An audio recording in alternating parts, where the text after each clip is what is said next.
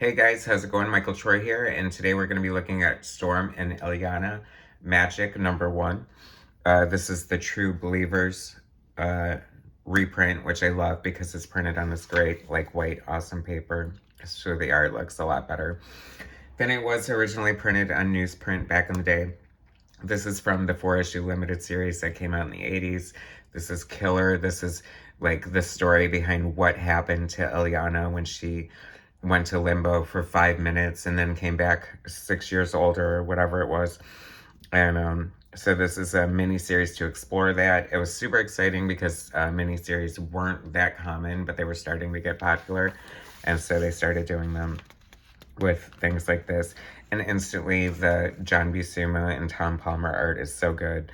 I love this little medallion with the pentagram in it, and the coloring is great. I just really like this art. I think it's so much fun. This is a great double page spread. Chris Claremont writer, John BUSCEMA layouts only, so Tom Palmer is doing the finishing, which Tom Palmer is a great artist. They've worked together for many projects, and it's funny, I recall seeing some of Tom Palmer's paintings, but never any of his just like pencils and inks of his own. I'm sure he's done some stuff. Like, mention that in the comments if you guys know. So I love how he always used like these little textures, almost like Zipatone screens or something, but it was such a good effect. I really like their art together. So this is from the story from X-Men 160. They were fighting Belasco and Limbo, and like they met these older like alternate versions of themselves. I guess the X-Men have done alternate versions many times, like Days of Future Past comes to mind. Anyway, so on their way back to Earth from Limbo, Belasco screwed him over, grabs Illyana, and she spends the next 7 years literally in hell, becoming, Darkchylde. Of course, only a few minutes passed on Earth, but this is the story explaining it. This is so cool. I remember just being totally blown away, like reading it in the car on the way home from the comic book store because I could not wait.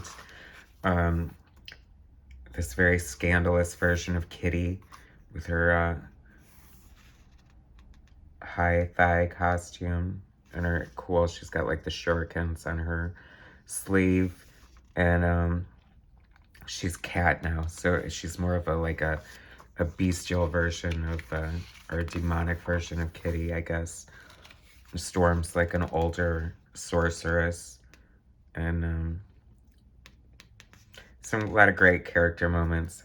Of course, Claremont's known for writing strong, powerful women, and I think it's not just that, but the way he builds the relationships between them is very realistic. And I have a lot of strong, powerful women in my life, and I have a lot of respect for like the strong relationships they have with other confident, strong women. It's refreshing.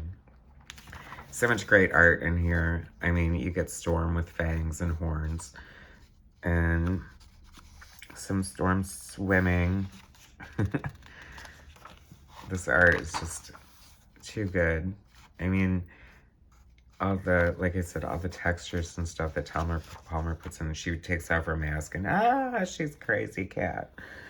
And even a little age, Storm is still beautiful and regal, like the goddess that she is and always will and should be, and no matter what, any art incarnation.